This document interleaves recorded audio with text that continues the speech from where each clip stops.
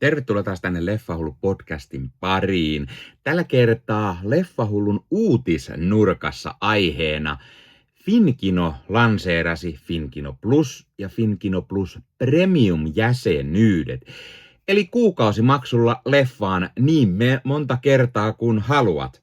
Maksimissaan kuitenkin 31 kertaa. Eli tällä kertaa käyn tässä vähän läpi, että mitä tämä palvelu siis maksaa kuukaudessa, mitä siihen normitilaukseen sisältyy ja mitä sitten taas premium-tilaukseen sisältyy ja mitkä on ne erot. Käyn myös läpi muutamat asiat, mitä ei välttämättä ehkä tiennyt ennen sitä tilaushetkeä. Mutta täytyy taas totta kai mainita, että hei, kun katsot YouTuben puolelta, pistä peukkuun, jos tykkäät tästä. Pistä kanava tilaukseen, muistutukset kellosta päälle, näet aina, koska tulee uutta sisältöä. Se tilaaminen ei maksa mitään, mutta on todella tärkeä kanavan kannalta. Eli todella paljon kiitos kaikille, jotka olette kanavan tilaajia.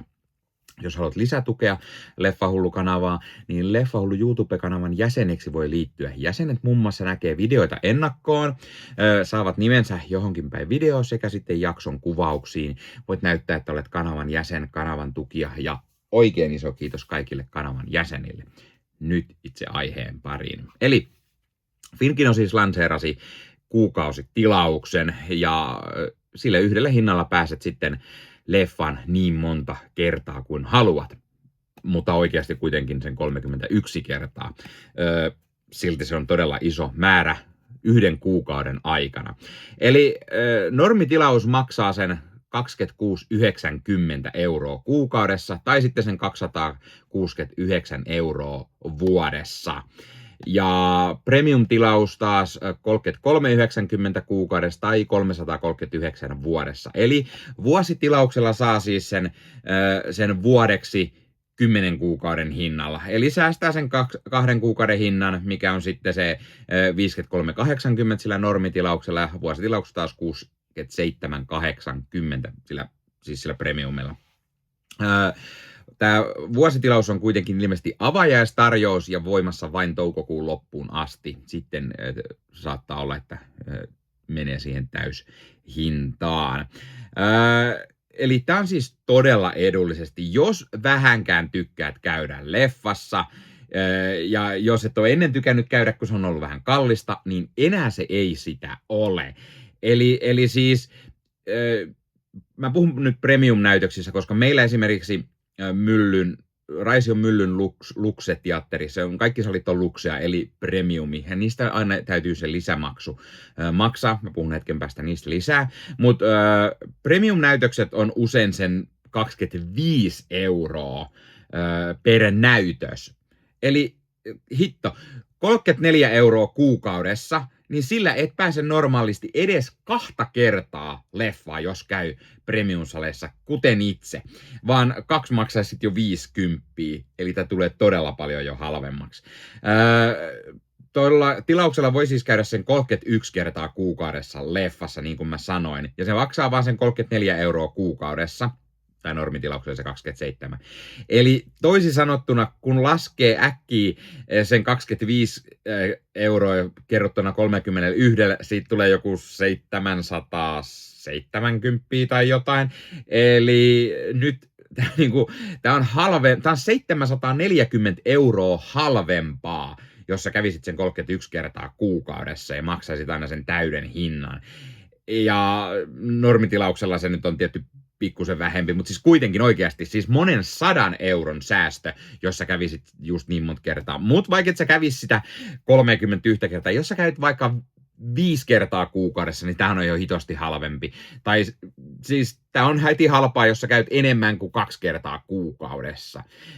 Itse ainakin laskeskelin niin, että niinku seuraavat kuukaudet, esimerkiksi touko, kesä, heinäkuussa, niin tulee itseä kiinnostavia leffoja, ainakin se 5-7 leffaa per kuukausi. Ja siihen sitten, jos lasketaan muutamia sellaisia leffoja, mitä en esimerkiksi ennalta tiedä, että menisinkö katsoa, niin nyt niitä voi mennä katsomaan. Tai kun sieltä tulee ne isot blockbuster-leffat, Marvel-hullulle vähän Spider-Mania vaikka kesällä, niin ai että, sitä voi käydä katsomassa vähän useamman kerran, ja silti se ei ole kalliimpaa. Eli mun mielestä todella hyvä hinta. Ja niin kuin meikäläinen lähtee heti ehdottomasti hyödyntämään tätä. Tällä normitilauksella leffassa voi käydä 2 päivässä, eli se rajoittaa sen siihen. Mutta jos sulla on se premium-tilaus, niin sillä voi käydä päivässä niin monta kertaa kuin vaan haluat. Ja normitilauksella sitten taas joutuu maksamaan lisämaksun, jos sä käyt premium-saleissa, kun taas premium-tilauksessa se kuuluu siis hintaan. Ja siksi se nimi siis premium. Ja siis taas premium saleja tai tällaisia Finkinolla löytyy esimerkiksi just IMAX-salit tai Luxet, missä tulee lisää iSense-salissa tulee lisää. Sen lisäksi Finkino Omena Luxessa on hiukan isompi hinta, Maximissa pikkuisen. Tai sitten Tennispalatsissa, missä lanseerattiin tämä leffa sänkypaikat, niin niissä tulee lisää hintaa. Eli jos nyt mietit, että otat sen perus, mikä on se 27 euroa kuukaudessa, ja käyt vaikka iSensessä tai Luxessa, niin se on 4 euroa lisää. Niin se hyppää heti siihen 31 euroa.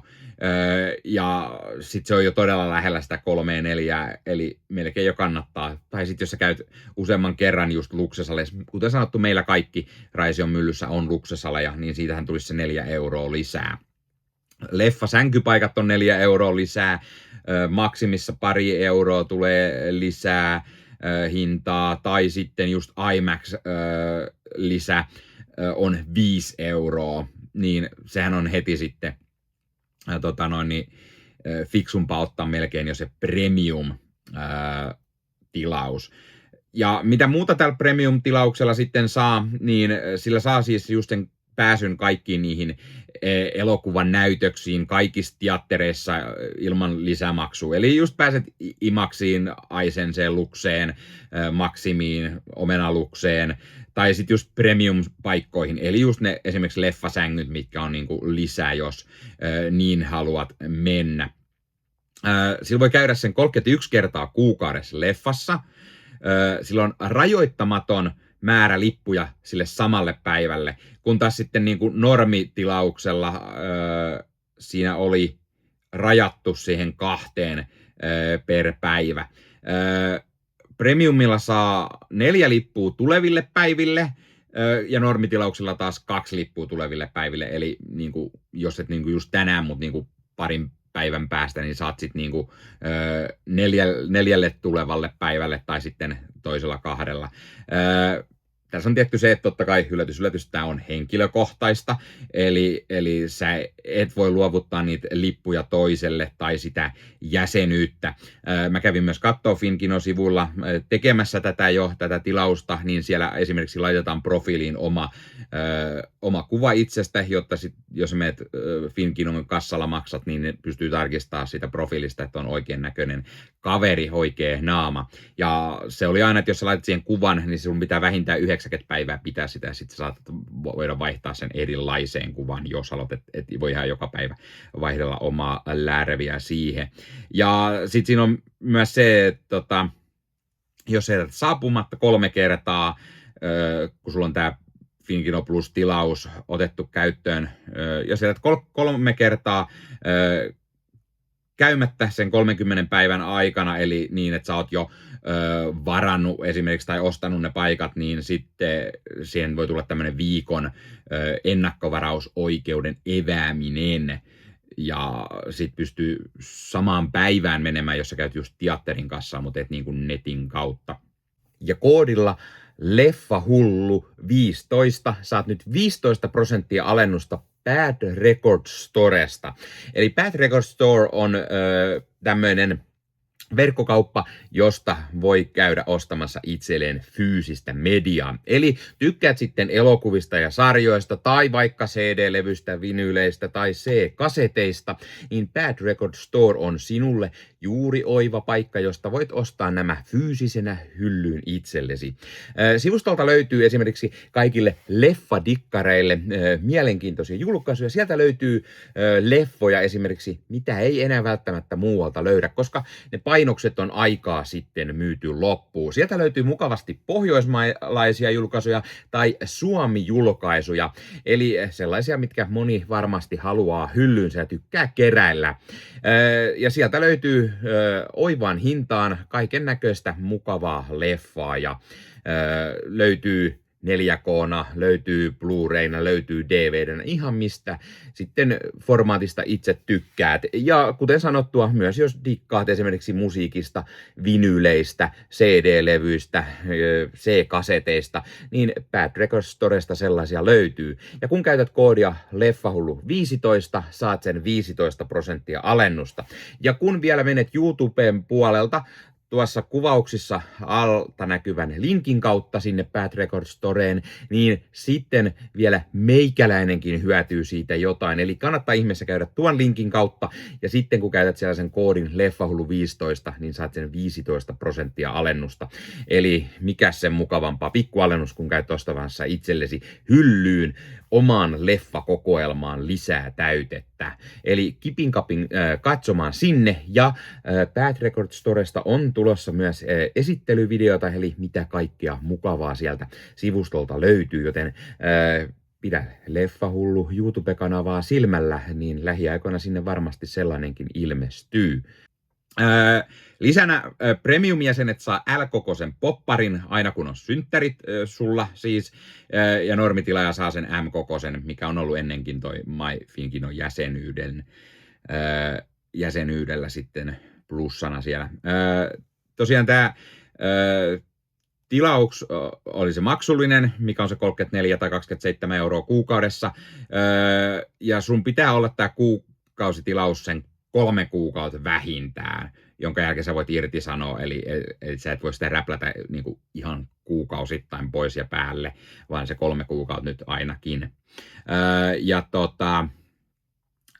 Sitten taas tämä, se aina uusiutuu automaattisesti, se jatkuu niin kuin, ellei sä sitten katkaise sitä, mutta vuositilaus on taas niin kuin määräaikainen ja se ei uusiudu automaattisesti. Eli jos sä haluat niin kuin, ottaa nyt sen 1 vuodeksi, kun se on tarjouksessa, sä voit ottaa ja sitten katsella sen, että paljon sä käyt vuoden aikana, että onko se kannattavaa, mutta sitten taas seuraavaksi otat uuden taas tilauksen, niin se on ihan hyvä. Tämä oli myös täysi-ikäisille, eli ei lapsille, vaan sitten pitää olla aikuisen sen ottanut, mutta kun se on taas henkilökohtainen, niin alaikäisen pitää sitten mennä normitavalla. Ja mitäs muuta tässä vielä tosiaan oli? Finkino Plus-tilaukseen ei sisälly nämä tämmöiset event cinema-näytökset, eli Finkinossa kun järjestetään niin kuin konserttinäytöksiä, oopperaa, urheilulähetyksiä aina välillä tulee, niin tällä Finkino Plus-tilauksella tai Plus Premiumillakaan ei pääse sitten näihin event cinema-tapahtumiin, vaan niihin täytyy erikseen vielä ostaa. Eli jos nyt oot menossa katsoa vaikka oopperaa vähän tai jotain formulakisoja, mitä välillä näytetään, e-sporttia tai mitä tahansa, niin se ei sitten onnistu. Tai näitä leffan maratoneja, kuten esimerkiksi meikäläinen kävi alkuvuodesta katsoa sen Taru Sormusten herrasta maratonin, niin siihenkään se sitten ei käy, vaan sillä on event cinema, niin siinä on sitten erillinen maksu suoritettava. Mutta jos siis ihan oikeasti meikäläinen miettii, koska Leffahullu, kyllä mä mielellään käyn aina leffassa mahdollisimman paljon, aina ei ole tullut ehkä käyty niin paljon, kun se on vähän kallista, niin kyllä mä oon ainakin sitä mieltä, että hei, come on, 34 euroa kuukaudessa, niin tosiaan se on tuo premium, mitä mä meinaan ottaa, niin eihän se että se pääsee kahdesti katsomaan kuukaudessa, ja kyllä mä nyt yleensä tulen leffassa käyn vähintään sen verran 2 tai 3 kertaa kuukaudessa. Nyt just kun mennään kohti kesää, alkaa kesän blockbuster-kausi, isoja leffoja ja näin, niin varmasti tulee käytyä enemmän. Ja tämä on myös se, että mä en ole välttämättä aina mennyt katsomaan niitä Finkino-klassikkonäytöksiä, vaikka se onkin ollut halpaa, niin sitten vähän sellainen, että no ei nyt viitti ehkä pistää, niin ehkä sä nyt käyt helpommin katsomassa klassikkoleffoja, nyt sieltä oli kesällä tulossa taas todella iso määrä kaikennäköistä klassikkoleffaa, sieltä tulee Stand By Me, joka täyttää nyt 40 vuotta, Top Gun täyttää 40 vuotta ja tulee taas teatteriin, sieltä oli Predator tulossa muun muassa teatteriin ja Amelie ja mitä kaikkea klassikkoleffoja sieltä olikaan tulossa nyt uudelleen. Tai sitten jos oikeasti menet katsomaan sen jonkun uuden leffan, Nolanin Odyssey, Marvel vähän Spider-Man-leffa ja tykkäät sit tosi paljon ja haluat katsoa uudestaan, niin ei ole paha, koska sä voit käydä sen 31 kertaa kuukaudessa. Niin sanotaan, että jos siellä on se 5 leffaa, 6 leffaa, no hitto, vaikka sä kävisit 10 kertaa kuukauden aikana leffassa, niin silti sulla on vielä se yli 20 kertaa niin kuin mahdollisuus käydä vielä sen kuukauden aikana, niin sä voit käydä katsomassa sen Spider-Manin vaikka 20 kertaa kuukaudessa, ja siitä ei tule sitä lisähintaa, niin mun mielestä on aika jees. Mä oon ainakin itse ottamassa tämän heti. Laittakaa kommentteja, aiotteko te ottaa, mutta yksi pieni, mistä mä ehkä lähtisin rokottamaan Finkino, on se, että kun tämä on niinku samanlainen kuin suoratoistopalvelut, eli sä laitat sinne sen pankkikortin numeron, jotta se lähtee aina automaattisesti se kuukausitilaus sieltä. Mutta sä et voi maksaa kulttuuriedulla. Se on mun mielestä todella ikävää, koska mekin saadaan töitten kautta vuodessa se joku 150 € kulttuurietua, niin sitä ei voi käyttää tähän. Koska mä olisin esimerkiksi voinut ottaa sen sieltä maksaa tai sitten siihen vuositilaukseen käyttää sitä kulttuurietua, niin olisi tullut alennusta, niin se olisi ollut mun mielestä ihan kiva. Nyt sitä ei pysty näin tekemään, niin se on vähän, että Finkino voisi tämän asian korjata, niin olisi vielä mukavampaa. Koska se on kulttuuria ja kulttuurietu, mikä saa töiden kautta, niin mielestäni sitä voisi tähän myös käyttää.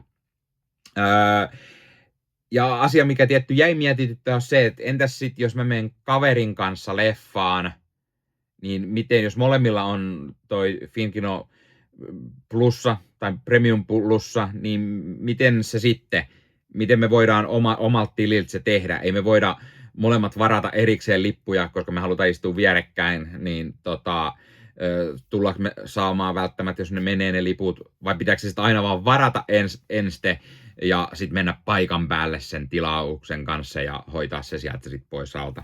En tiedä. Laittakaa kommentteihin, jos tiedätte. Tai jos joku Finkinolla katsoo, niin laittakaa kommenttia, että tiedetään, miten tämä toimii.